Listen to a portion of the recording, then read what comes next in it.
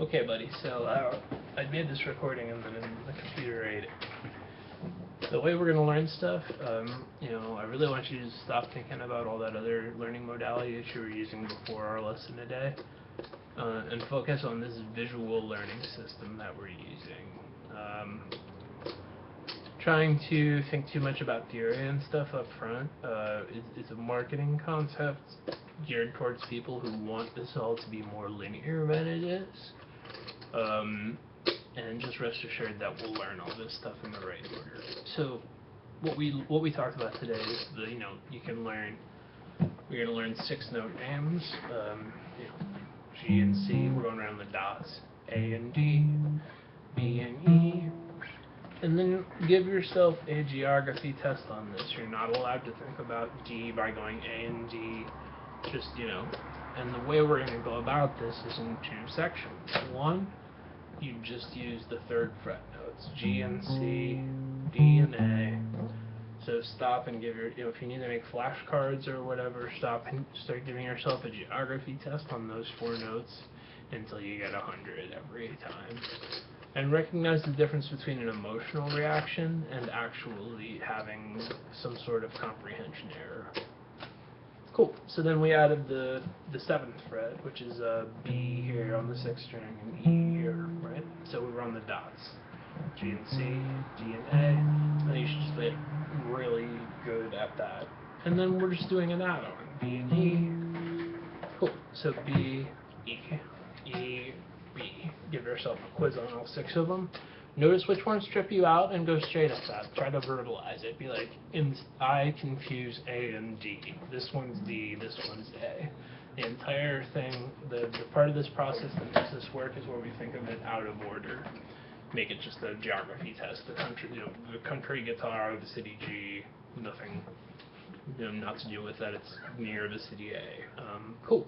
So then we talked about, how just knowing note names on those 2 strings, we can use E chord shapes and A chord shapes to play every bar chord everywhere, or the shapes that we use for 90% of our bar chords for major and minor chords. And everything but a major or minor chord is some sort of variation. We're very often playing just major or minor chords at first. So, just like when you learn C and D and E, this is, you didn't try to intellectualize that. This is the same exact thing, So, like, this is G. This is G major. This is G minor. Sharp means 1 forward, flat means 1 back. Major and minor are chord colors. Sharp means 1 forward, flat means 1 back. So this is G, this is G sharp, this is G sharp minor. G sharp right here is no less of a note than G is. That's a term that was tripping you out. Naturals refers to the note names like G and C and A and D. Those are termed naturals, as opposed to the sharps and flats, which are not naturals. The reason this is confusing is because you've heard chords like A natural, minor. Just forget all that ever happened. There's A minor, and all that other terminology is referring to exactly these same things. So, yeah, naturals mean A is a natural, A flat is not a natural, and that's actually the entirety of the concept. So, there we go. So just explore these E-shaped chords. It's 2 total shapes, and presumably you know all these note names now. So progress. Think about that. Just like be able to figure out, pick a random fret, make a shape, figure out what you're doing. In this case, I'm playing A sharp minor. The second type of bar chord, which we're going to picture as occurring from the 5th string down, just like C does, are related to A shapes, A major and A minor. E major and A minor are the same shape. Cool, so here's C, the chord C major, and here's C minor. I'm just using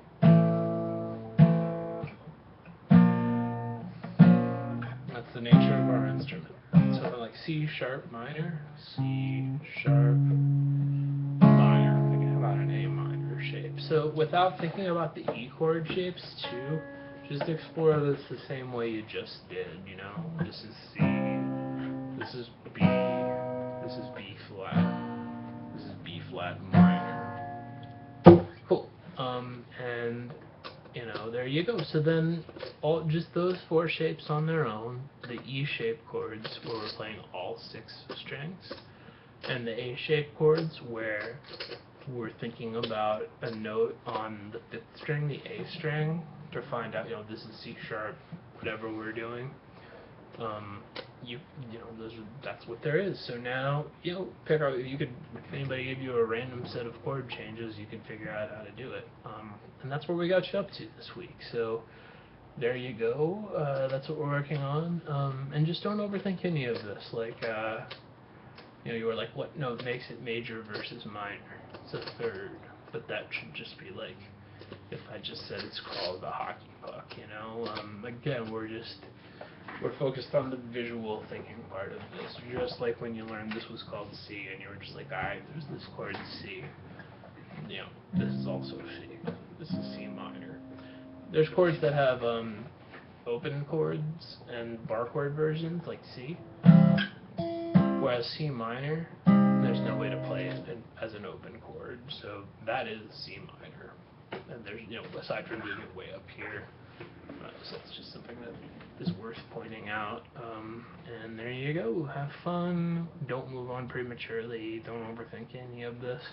The reason everybody plays guitar is because you can play everything, and then the need to understand it all, music theory-wise, arises organically. Because when anybody's playing any of these chords, you know, we naturally wake up one day, 8 years down the road, and we know every note we're playing, and we can hear that stuff, but we're just thinking shape, strummy, whatever, you know, when we're playing these songs. So there you go, every major and minor chord, and then we were starting to get into 7th chords, but we'll just do that next time. And that, as an add-on to this amount of information, is nominal, just like adding B and E to the, you know, whereas if we started thinking about that now, it might blur up the main meat of what we went over. Cool. So be well, man. And give yourself the same quiz for the open strings, because we don't need a mnemonic device to decide which is which. 6th string, 1st string. The ones you might actually confuse are the 3rd string and the 4th string, because they're in the middle. Alright, bro. Take care.